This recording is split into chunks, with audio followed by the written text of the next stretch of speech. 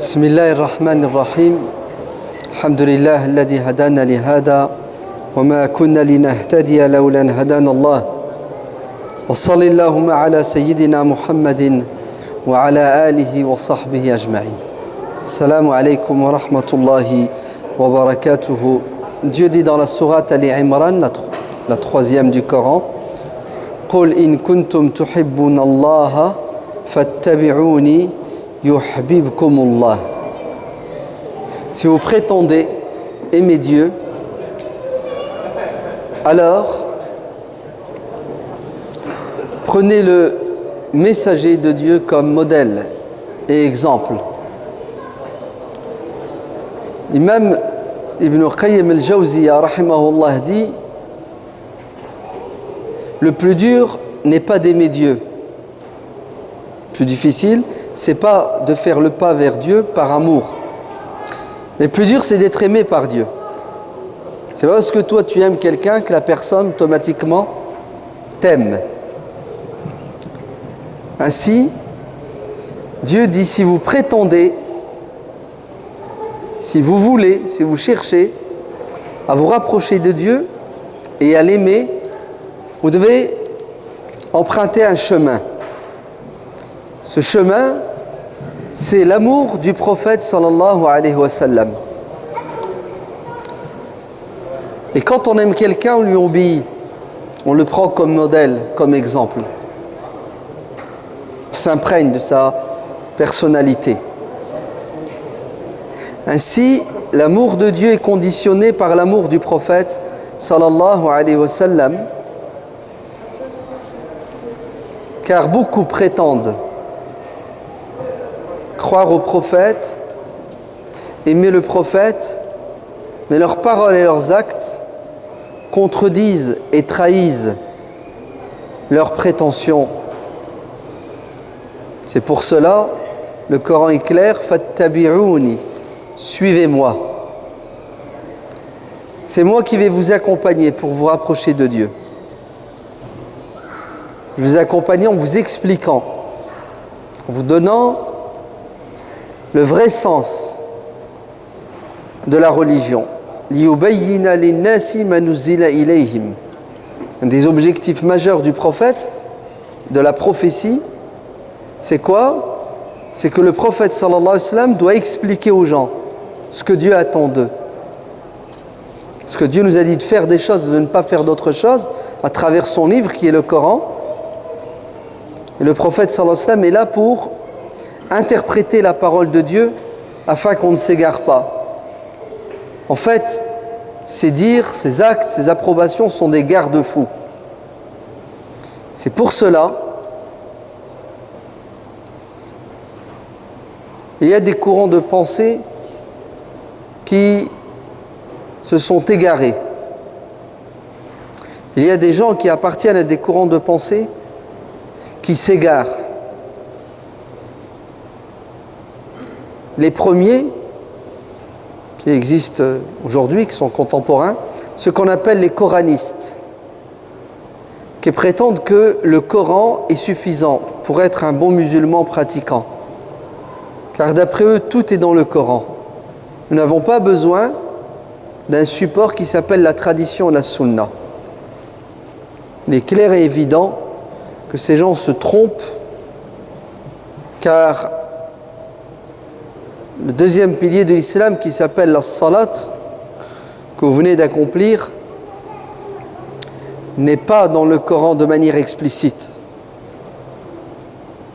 Ainsi, on ne peut pas pratiquer l'islam sans avoir recours au prophète de l'islam. J'arrive pas à comprendre comment ces gens font pour s'accrocher à cette idéologie. Car Dieu dans le Coran dit: fattabi'ouni, allez, suivez le prophète. Allez, suivez-moi, dit le prophète. Suivez le prophète si vous voulez que Dieu vous aime. Si la sunna du prophète n'est pas nécessaire, le Coran lui tout seul est suffisant, on va le suivre dans quoi? Dieu dit dans le Coran: قُلْ أَطِيعُوا اللَّهَ وَأَطِيعُوا الرَّسُولَ. Obéissez à Dieu et obéissez à son prophète. Si l'obéissance du prophète n'avait pas d'objectif, de but, pourquoi est-ce que Dieu nous demande de lui obéir au prophète? Il aurait dit dans le Coran, obéissez à Dieu, point final. Obéissez à Dieu, obéissez au prophète. Alors que, juste après, il dit « Wa ulil amri minkum » vos dirigeants, vos savants, obéissez à Dieu, obéissez au prophète et à vos dirigeants politiques ou intellectuels. Il n'a pas dit obéissez à vos dirigeants. Il n'a pas dit obéissez à ceux qui guident la communauté au niveau intellectuel. Par contre, il a dit obéissez à Dieu et obéissez au prophète. C'est ce que ça veut dire? C'est-à-dire qu'on doit dans tous les cas obéir à Dieu, on doit toujours obéir au prophète, car Dieu et le prophète ne peuvent pas nous ordonner quelque chose de blâmable. Ils ne peuvent pas nous dire de faire quelque chose qui est mauvais, qui est interdit. Par contre, nos dirigeants politiques, nos guides intellectuels ou spirituels, nos imams, nos savants, peuvent nous égarer. Parce que ce sont des êtres humains, ils ne sont pas infaillibles. Ainsi, nous leur devons respect et obéissance à une condition. Vous savez laquelle? S'ils nous invitent à obéir à Dieu et au prophète. Si ce qu'ils nous demandent de faire reste dans quoi? Dans le cadre délimité par Dieu et son prophète. Ainsi, l'obéissance à Dieu est sans condition, l'obéissance au prophète est sans condition. Quant à l'obéissance à toute autre personne, nos parents les premiers, elle est conditionnée par le fait qu'ils nous invitent à rester dans le sillon coranique et prophétique. Donc il est clair et net que ceux qui appellent au Coran et uniquement au Coran se trompent. Il y a même un hadith du prophète sallallahu alayhi wa sallam authentique qui dit vers la fin des temps, il y aura des gens qui diront à quoi bon se référer à autre chose que le Coran. Nous avons le Coran nous suffit. Un air de dire la sunna ne sert à rien. D'autres se sont égarés car au lieu d'obéir au prophète et de prendre le prophète comme modèle et exemple, ils ont exagéré dans l'obéissance à la descendance du prophète sallallahu alayhi wa sallam. Ce sont les chiites. Pardon, pour être plus précis, à l'obéissance à une partie de la descendance du prophète, parce qu'ils ont quand même fait une sélection. Regardez la lignée de Hussein ibn Ali, ibn Fatima alayhim salam.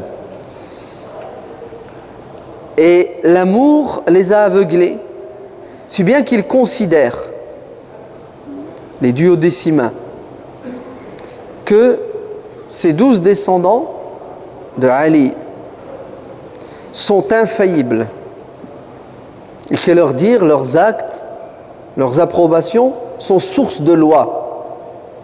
Et que celui qui ne croira pas qu'ils sont infaillibles, donc qu'ils ont été choisis par Dieu et qu'ils sont inspirés, et qui ne les suivra pas à la lettre, est un égaré, un mécréant.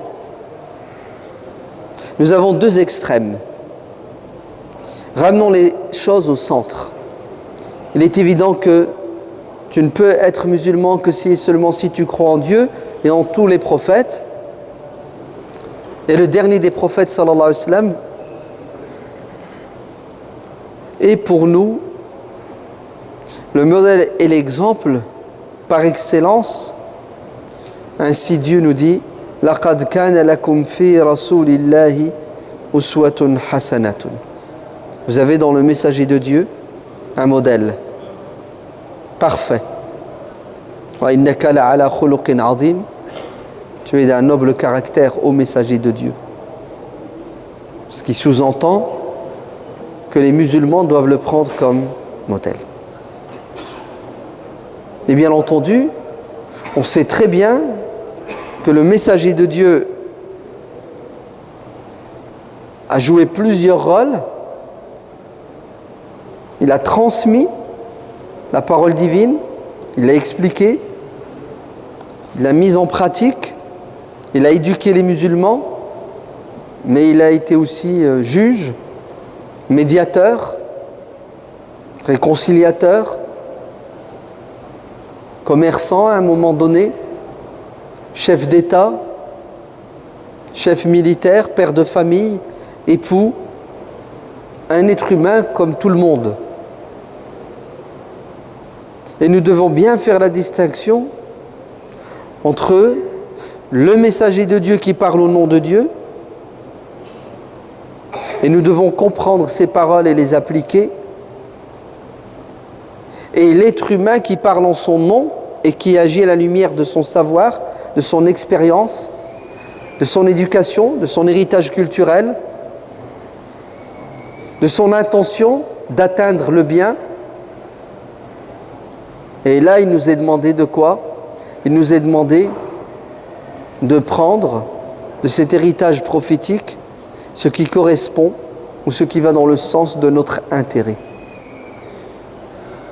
Un homme est venu se plaindre auprès du prophète, sallallahu alayhi wa sallam. Il s'appelle Mourith, qui a divorcé, ou plutôt c'est sa femme qui a divorcé de lui, Barira. Et il était fou amoureux de son ex-épouse. Et il a essayé de renouer avec elle. Mais c'était peine perdue, car Barira ne voulait plus de lui. Il tient à elle, il l'aime. Quant à elle, elle le déteste. Et il va demander au prophète, sallallahu alayhi wa sallam, d'intercéder en sa faveur. Ô messager de Dieu, est-ce que tu peux parler à Barira? Est-ce que tu peux la convaincre de m'accepter à nouveau comme mari? Et le prophète, sallallahu alayhi wa sallam, était un médiateur réconciliateur. Il intervient, il interpelle Barira et lui dit à Barira, ne vois-tu pas comment Mourith est fou amoureux de toi? Pardonne, tourne la page, accepte-le à nouveau comme mari. Et là, Barira lui dit, ô messager de Dieu, est-ce un ordre de ta part ou est-ce un conseil? Vous savez comment Barira savait faire la distinction entre le messager de Dieu qui donne des ordres et on lui doit obéissance et l'être humain qui conseille. Et là, nous avons la possibilité d'accepter ou non son conseil. Et le prophète sallallahu alayhi wa sallam de lui dire, c'est une recommandation, un conseil à Barira. Je pense que Barira va refuser. Elle lui dit non, je n'en veux plus comme mari, comme époux.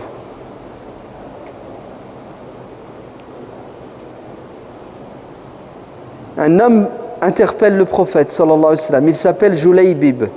Il lui dit, ô messager de Dieu, je voudrais me marier, je ne trouve pas de femme, plutôt personne ne veut m'accepter comme gendre, est-ce que tu peux m'aider? Et le prophète sallallahu alayhi wa sallam va aller demander la main d'une fille pour Julaybib. Il parle aux parents et il leur dit, je suis venu intercéder en faveur de Julaybib qui cherche à se marier. Je suis au courant que vous avez une fille qui est très bien.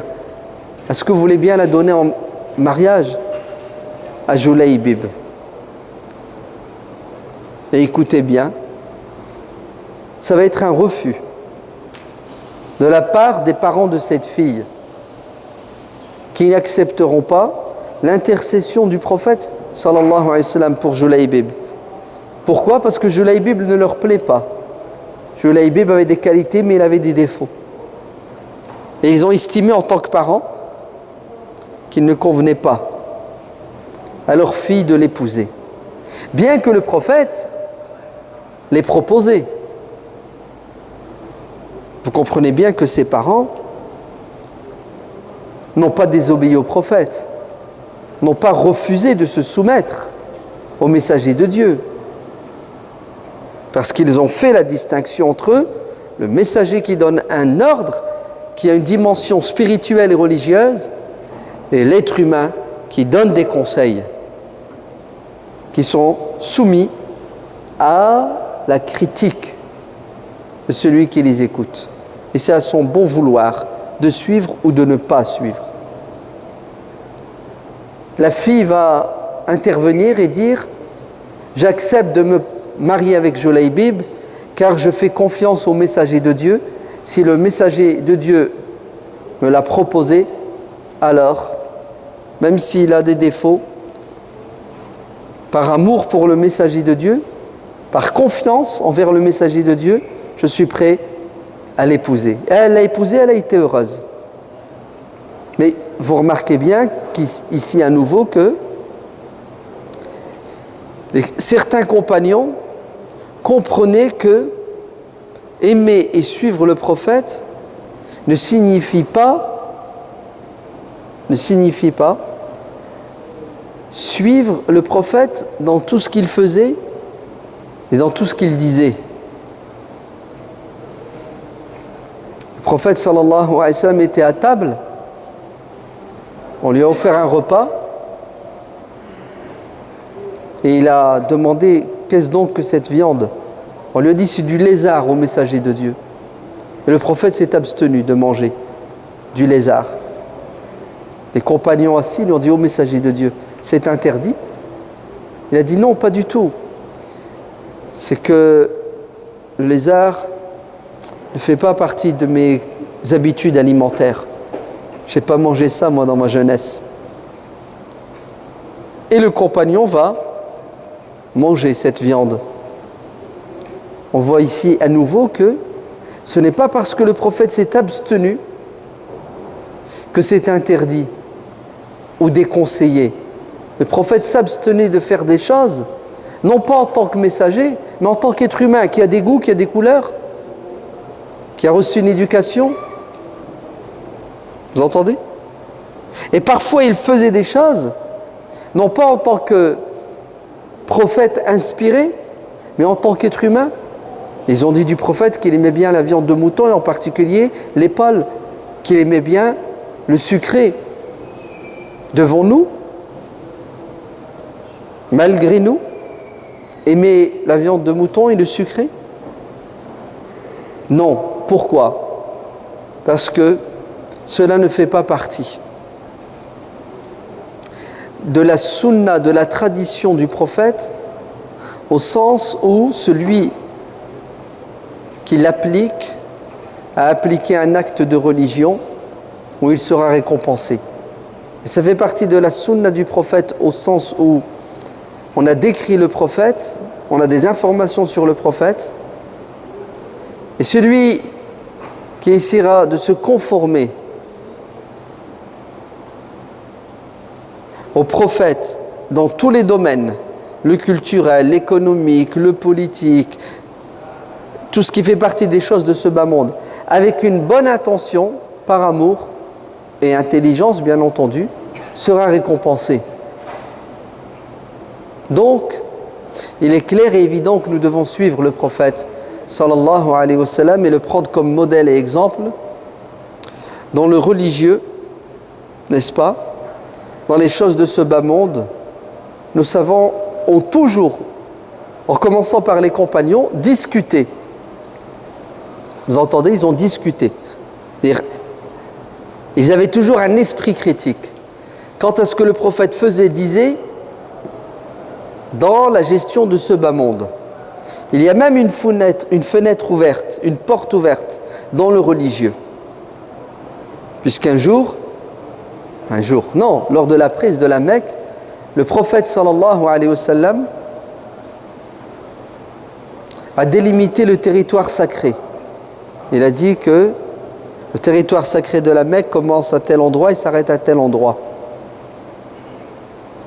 Et il vous sera interdit de faire toute une série de choses que le prophète a bien définies dans cet endroit sacré. Vous n'avez pas le droit de faire la guerre, vous n'avez pas le droit de ramasser un objet si ce n'est que pour le rendre à la personne, vous n'avez pas le droit de chasser.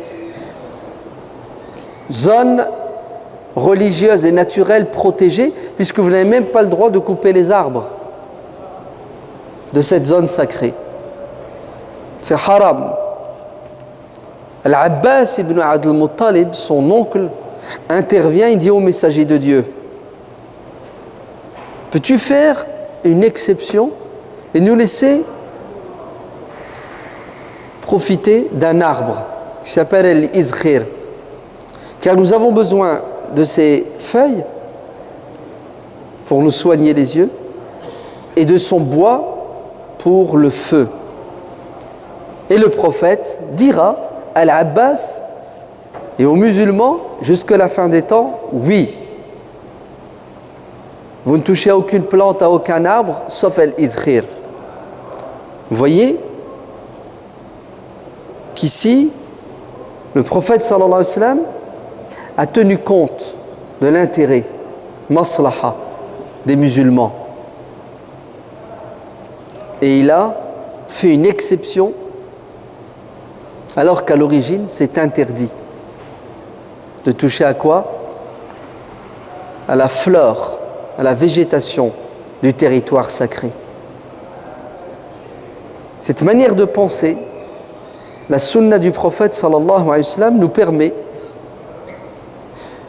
de suivre l'exemple prophétique sans entrer en contradiction avec notre réalité. Parce qu'on arrive à faire la distinction entre le sacré chez le prophète et le profane chez le prophète. Vous me suivez? Non, c'est bien. Il faut le dire quand on ne comprend pas. Comme ça, j'explique pour qu'on avance. Il faut faire la distinction entre ce qui est sacré chez le prophète, c'est-à-dire quand le prophète parle, quand il agit, parce qu'il a reçu un ordre de Dieu, quand il agit, il parle dans le domaine religieux. Par contre, quand il agit, il parle dans le domaine profane, c'est-à-dire ce qui n'est pas religieux. La politique, l'économie, la médecine, la cuisine, le sport. Le prophète sallallahu alayhi wa sallam dit, enseignez à vos enfants la natation, le tir à l'arc et l'équitation. Est-ce que ça veut dire qu'on doit se contenter de ces trois sports? Ou on doit, pour être considéré comme quelqu'un qui aime le prophète et qui le suit, absolument faire une fois dans sa vie?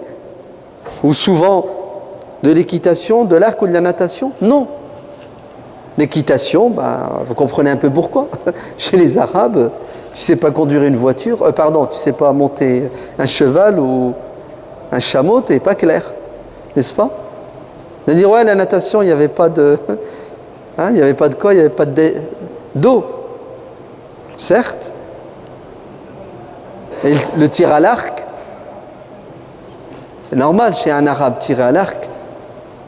Donc en fait, il faut bien comprendre que quand le prophète agit et parle, il y a toujours un objectif. Il y a du bon sens. D'accord? Par exemple, je sais pas, tu as mal aux yeux, tu prends rendez-vous, non, chez, comment on l'appelle? L'ophtalmologue, c'est ça? Il va t'ausculter, puis il va dire voilà, tu as une conjonctivite, strabisme, il va te donner des lunettes, non? Il va peut-être t'opérer. Tu ne vas pas aller prendre la médecine prophétique, c'est un livre. Ibn al-Jawzi en a écrit un, Suyuti, Ibn Qayyim al-Jawziya. Et puis regardez, le prophète sallallahu alayhi wa sallam a dit dans le livre sahih de l'imam al-Tirmidhi, Al-Shama'il, Shama'il Muhammadiyya, qu'on doit mettre quoi? Le khul, comment ça s'appelle? Comment on dit en français? Le quoi? Le mascara. Mascara. Donc vous mettez du mascara tous les matins, comme dit le hadith, 3 fois le matin. Le soir? Non. Vous allez voir un ophtalmologue, n'est-ce pas? Pourquoi? Parce que vous savez très bien qu'à l'époque du prophète, sallallahu alayhi wa sallam, c'était le moyen qu'ils avaient pour se soigner. Il n'y a pas eu de versets du Coran qui ont été révélés. Le prophète n'a jamais dit « Dieu vous a dit de mettre du mascara pour vous soigner les yeux ». Mais il le faisait, il l'a conseillé en tant qu'être humain, en tant qu'arabe. Vous entendez? Qui vit dans une société, dans une culture. Donc il parle à la lumière de quoi? De sa connaissance, de son expérience, mais aussi de l'influence culturelle, etc. Je ne sais pas, par exemple, ton gosse, il a une diarrhée. Hein, il a mal au ventre. Ouais. Tu fais quoi? Tu appelles le médecin, non? Il va... Ah, tu prends tel médicament pour... Il faut l'hydrater, etc. Non? Tu vas pas passer commande d'1 litre d'urine et lui faire boire de l'urine de chameau parce qu'il a mal au ventre. Non?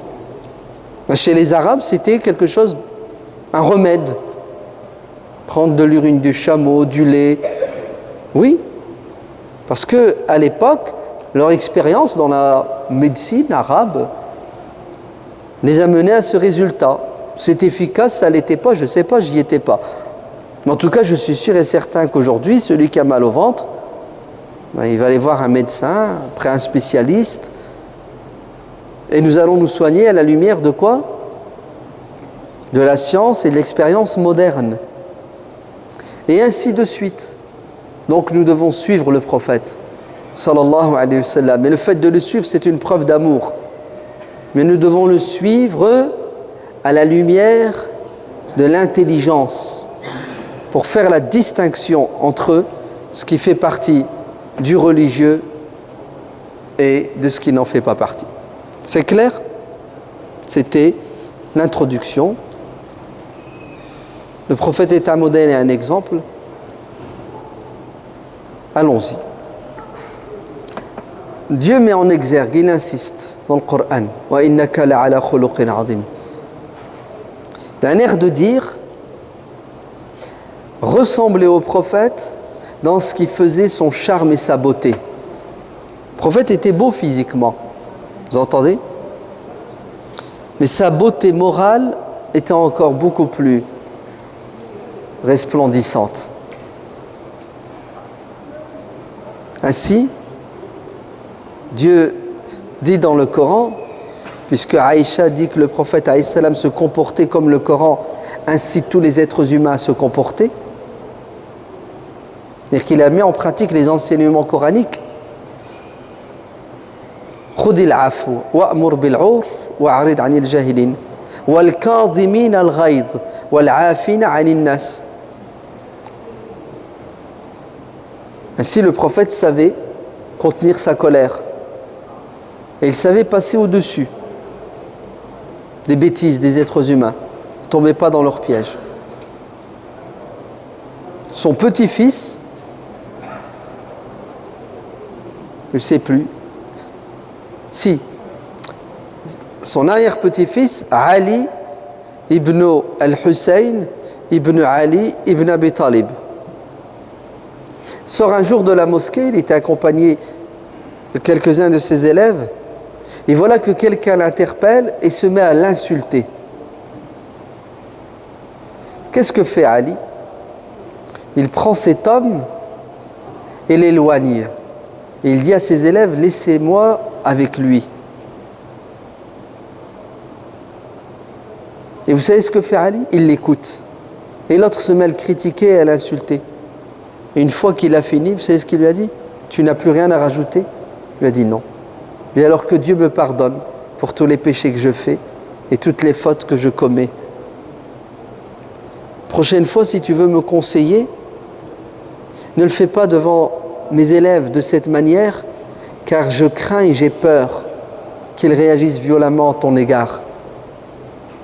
Et cet homme va être touché par cette intelligence, c'est cette clémence de Ali, Zaynul Abidin. Et regardez ce qu'il va dire. Il va dire, ça se voit que tu es descendant du prophète, sallallahu alayhi wa sallam, dhurriyatan ba'duha min ba'd. Et tu as hérité de la morale prophétique. C'est beau, c'est pas beau? Hassan al-Banna, rahimahullah, à son époque, il y avait un savant qui le détestait et qui disait du mal de lui et qui le calomniait. Et quand il a appris cela, vous savez ce qu'il a fait? Il est allé acheter un présent, un cadeau. Il a frappé à sa porte. La personne l'a accueilli. Hassan al-Banna lui a offert ce cadeau. Il est resté avec lui sans lui dire, sans lui parler de la réalité. Et ensuite, il s'en ira. Depuis ce jour-là, cet homme est devenu son avocat. Celui qui le défendait partout où il allait, en disant Hassan al-Banna, c'est un homme extraordinaire et exceptionnel. D'ailleurs, c'est lui-même qui dira, soyez avec les gens comme le palmier est avec celui qui jette des pierres pour faire tomber ses dattes. Et les gens vous agressent, vous insultent, vous jettent des pierres et vous vous rendez leur agression, vous répondez à leur agression par des dattes. Vous avez compris comment le prophète sallallahu alayhi wa sallam était et dans quoi il faut lui ressembler? Dieu le dit dans le Coran, al-Kadhimin al-Ghayz. Il savait contenir sa colère. Même quand tu le mettais en colère, il prenait de la distance. Il ne tombait pas sous la pression des gens. Un homme va l'insulter en public devant tout le monde en lui disant « Donne-moi ce que tu gardes chez toi, car cela ne t'appartient pas, ni à toi, ni à ton père. » La zakat, les aumônes que les gens ramenaient au prophète pour qu'il les redistribue. Il va faire ça avec violence, avec véhémence, en public, devant tous les compagnons du prophète, sallallahu alayhi wa sallam.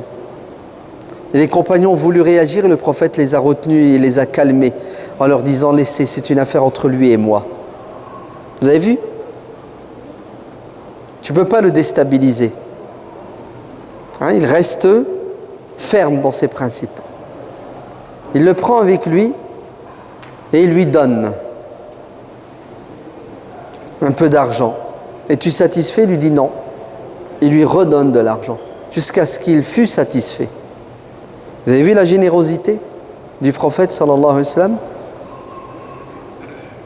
Le prophète a dit à un de ses trésoriers qui s'appelle Bilal ibn Rabah, Ya Bilal, donne.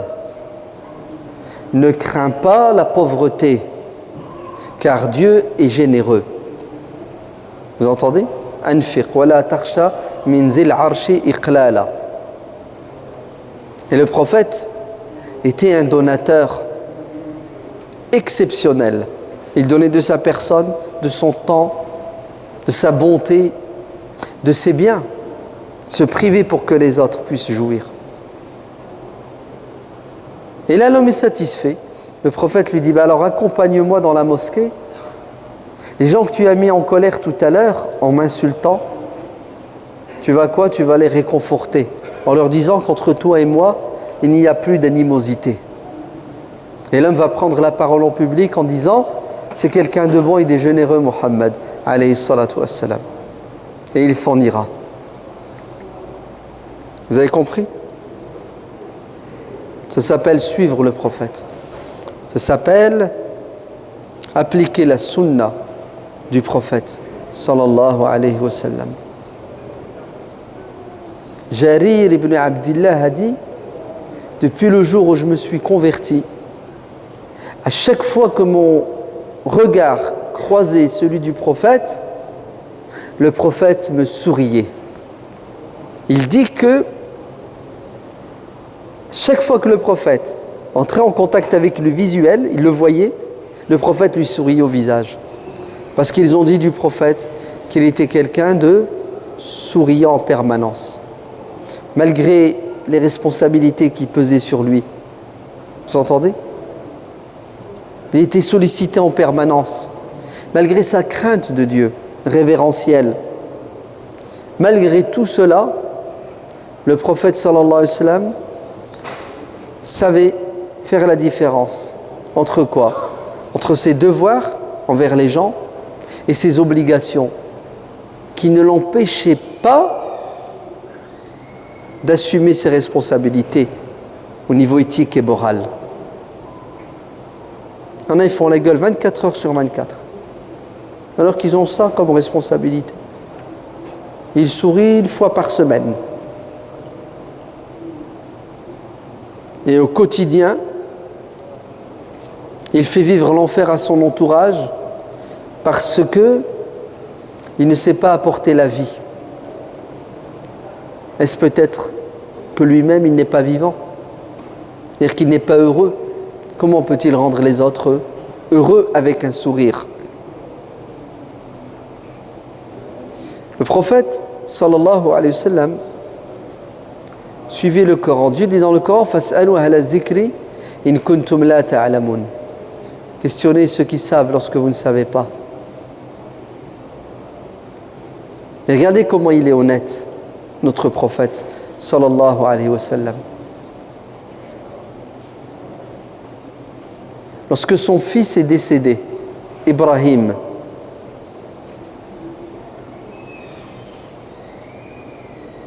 il va y avoir une éclipse du soleil. On sait tous que quand il y a une éclipse, il y a une prière qui n'est pas obligatoire, recommandée. Salat al-Kusuf, la prière de l'éclipse. Le prophète va accomplir cette prière en public. Et là, les gens vont se mettre à parler. Vous savez ce qu'ils vont dire? Le soleil s'est éclipsé parce qu'il est triste. Pourquoi est-ce que le soleil est triste? Parce que le fils du prophète est décédé.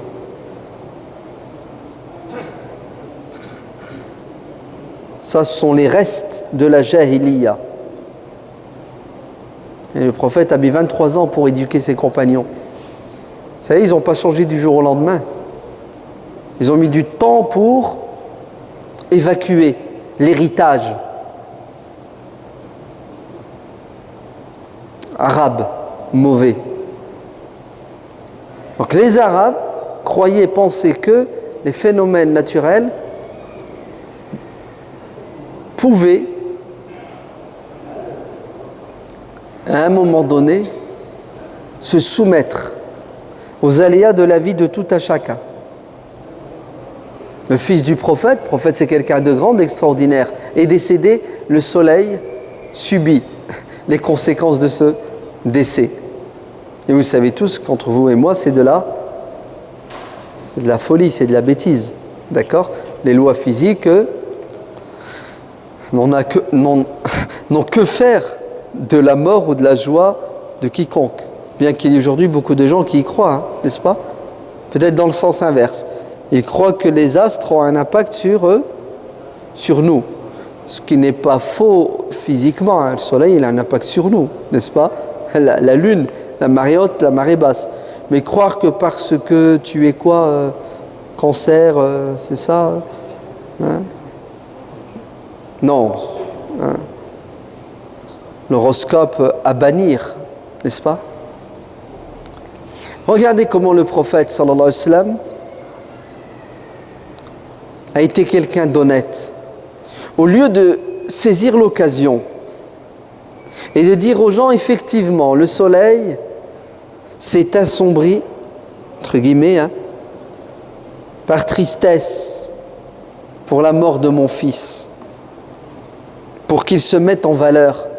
Vous avez vu, même le soleil dépend quelque part de moi, ce qui lui arrive. Regardez ce que le prophète va dire à ses compagnons. Ça n'a rien à voir, vous entendez? La mort de mon fils ou de quiconque sur terre, d'important, de connu, n'ont aucun impact sur les phénomènes naturels. Sortez de cette croyance moyenâgeuse. Et c'est là où on doit comprendre que notre prophète sallallahu alayhi wa sallam est venu mettre en évidence, vous savez quoi? La raison, l'aql. Oui, il renvoie les musulmans vers le bon sens, l'intelligence et la science. Je vois ses compagnons qui étaient en train de travailler, en train de polliniser des palmiers. Qu'est-ce que vous faites donc? Le prophète n'était pas un agriculteur.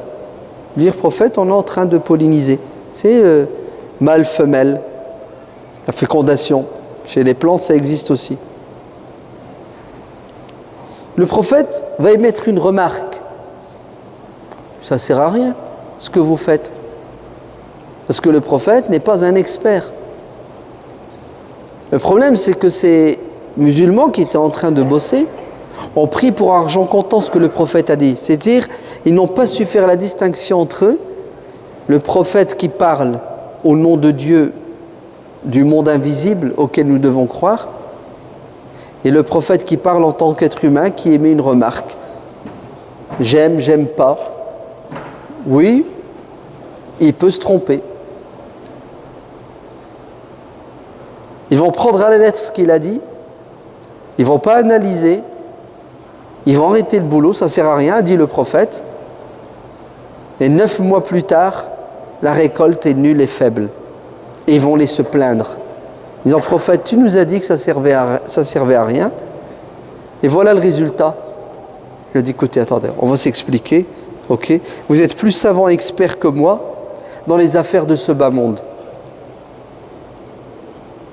Dans les affaires de ce bas monde, l'agriculture, la médecine, les mathématiques, la physique. Chacun son domaine. Je ne suis pas médecin. Vous entendez? Je ne suis pas pharmacien. Vous vous trompez. Je suis un éducateur qui vous parle au nom de Dieu pour vous enseigner la manière d'adorer Dieu. Dans les affaires de ce bas monde, chacun son domaine. Vous avez vu l'honnêteté à nouveau? La probité intellectuelle de notre prophète, sa sincérité. Il ne s'est pas dit « Oh mon Dieu, j'ai dit une bêtise, on va me le reprocher, je vais m'entêter, je ne lâche pas, oui ça ne sert à rien », alors qu'ils ont les preuves concrètes que ça sert. Non, le prophète va les corriger. C'est vous qui n'avez pas compris que lorsque j'ai parlé, je n'ai pas parlé en tant que messager. Ce n'était pas du religieux. Et le prophète va les renvoyer vers quoi? Vers leur savoir-faire. Ce qu'ils maîtrisent. Les plantes, c'est pas moi. Il est là-bas, l'arboriste. Les animaux, c'est pas moi. Allez voir le vétérinaire, le zoologiste. Aujourd'hui, il y a des musulmans qui questionnent les imams dans tous les domaines. Et l'imam, on le questionne sur la médecine, c'est ça? La physique, l'astronomie, peut-être même la physique nucléaire. Et c'est pas logique. Le problème, il est chez nous. C'est pas son domaine, il est imam. Son domaine, c'est le rituel, le religieux. À moins qu'il ait 2 casquettes. C'est rare, mais qu'on le sache. Mais aujourd'hui, tu ne peux pas avoir 43 casquettes. Le savoir encyclopédique, c'est au Moyen-Âge. Aujourd'hui, les sciences sont tellement complexes. En médecine, vous avez une centaine de spécialités, non? Plus. En médecine, faqat. Donc c'est nous le problème. On va voir les imams et on les sollicite et on leur pose des questions, on les interpelle sur des domaines qui ne sont pas les leurs. Mais il y a un deuxième problème, c'est que les imams répondent. Au lieu de dire « je ne sais pas, c'est pas mon domaine », va voir le voisin à côté là-bas, c'est lui le médecin, va voir le physicien là-bas. Ah non, je suis savant, je suis imam, j'ai la science infuse. C'est ça? Allô, cheikh, la terre elle tourne pas? Ah non, la terre ne tourne pas. Ah bon? Pourquoi tu poses une question à un imam, la terre est-ce qu'elle tourne ou non? Va la poser à un physicien, un astrophysicien. C'est ça? Un Quoi? Astrologue. Non mais le pire c'est ça, c'est que tu poses la question à l'imam et l'imam il te répond, il ne sait même pas faire la distinction, la différence entre astronome et astrologue. Avec l'astrologie c'est haram. Et pour lui l'astrologie c'est l'astronomie, hein. C'est la même chose. Vous avez vu jusqu'où va? C'est ridicule, n'est-ce pas? Alors, allô imam, j'ai une question. Est-ce que la terre elle tourne ou elle tourne pas? C'est pas du religieux. Allô imam, j'ai mal au genou. Viens, je vais te faire un scanner du genou. Ah oui, il va te sortir inversé du genou. Oui, pour chaque maladie, matraf, j'ai inversé. Et il va te réciter le verset sur ton genou et le genou va parler. Il va s'exprimer. Il va dire voilà ce que j'ai, voilà pourquoi je l'ai, ça date de telle année.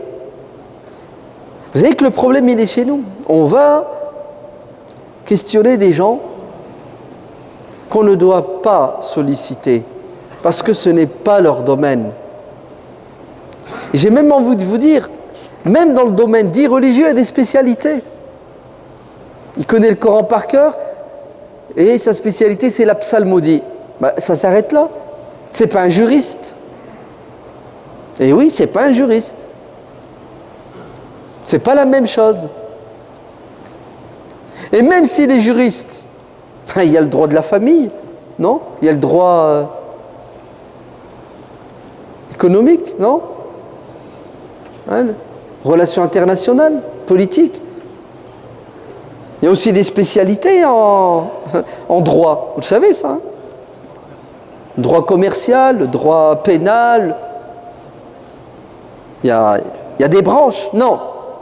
On dirait que l'imam, le religieux, ouais, il a une capacité extraordinaire de maîtriser toutes les sciences et de nous satisfaire dans tous les domaines. Alors la terre, elle tourne ou elle ne tourne pas? Eh oui. Au lieu de dire « Antum a'lamu bi umuri dunyakum » vous êtes plus expert que moi dans ce domaine. Pourquoi? Non. Allez voir. Il le renvoie vers son collègue. Ouais, scientifique. Non. Qu'est-ce que va faire l'imam pour garder son aura? Ouais. Allah alam, on le dit, vous savez quand? Après la bêtise. On dit une bêtise et pour la faire passer, Wallahu alam. Comme ça, elle passe mieux. C'est pas Allah alam en introduction. Non, je réponds pas, je ne sais pas. Non, aïb, chouma, c'est honteux de ne pas savoir que la terre. Et le pire, c'est pas ça. Le pire, c'est que, en tant qu'imam, je vais te prouver que la terre ne tourne pas au nom du Coran. Et comme si le Coran, c'était un livre de quoi? D'astronomie, d'astrophysique. Ouais. Et le Coran, il est venu pourquoi? Pour nous expliquer les lois physiques. C'est incroyable. En fait, c'est la fainéantise intellectuelle qui nous pousse à penser et agir de cette manière. Le Coran nous pousse à faire l'effort, à observer, à essayer de découvrir les lois physiques pour les maîtriser dans notre but, notre intérêt. Et nous, qu'est-ce qu'on fait? On ne fait pas le travail nécessaire de recherche. Et on fait dire au Coran ce qu'il ne dit pas, par ignorance certes, par arrogance aussi, je veux rester le savant infaillible qui sait tout, mais peut-être aussi en réaction. Ouais. Parce que je suis en mode, si l'autre dit blanc, je dis noir. L'autre dit noir, je dis blanc. Vous vous rendez compte? Et tout ça au nom de quoi? Au nom de Dieu et de son prophète. Nous avons le Coran et la Sunna, et le prophète sallallahu alayhi wa sallam, ils lui font dire tout et n'importe quoi par ignorance, pour garder des privilèges. C'est la bêtise humaine.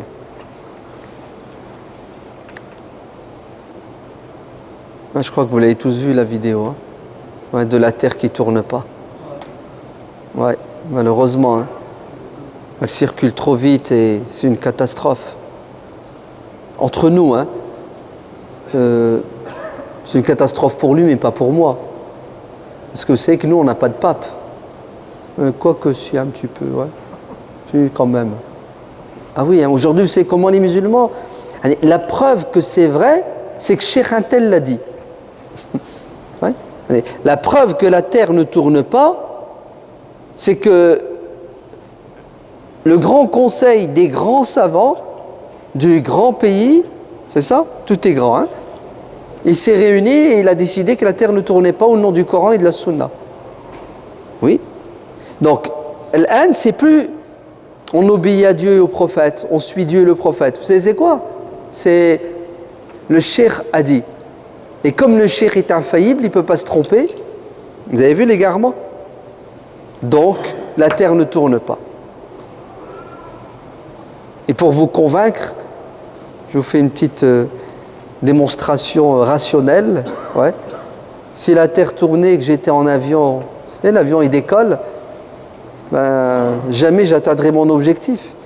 Puisque l'avion, qu'est-ce qu'il fait? Ben, il avance, mais la terre elle tourne aussi. Donc tu cours après un pays que tu n'atteindras jamais. C'est terrible. Ça vous fait rire. Alors, vous vous rendez compte? Si vous, en tant que musulman, ça vous fait rire, qu'est-ce que vous pensez alors des détracteurs de l'islam? Ils sont heureux. C'est du pain béni pour eux. Voilà la religion. Après, on s'étonne que des auteurs, des écrivains, des penseurs disent l'islam est une religion de... Vous voyez la suite? Ah oui. Entre les consommateurs d'urine et les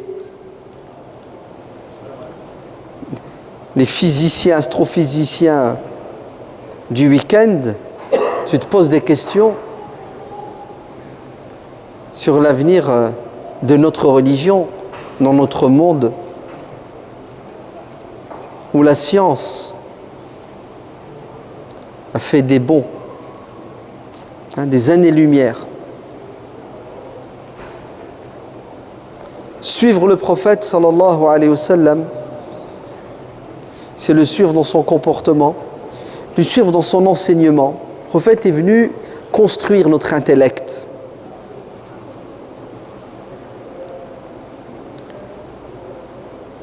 Quoi qu'il en soit, c'est l'heure de l'Aïcha, il faut bien qu'on s'arrête.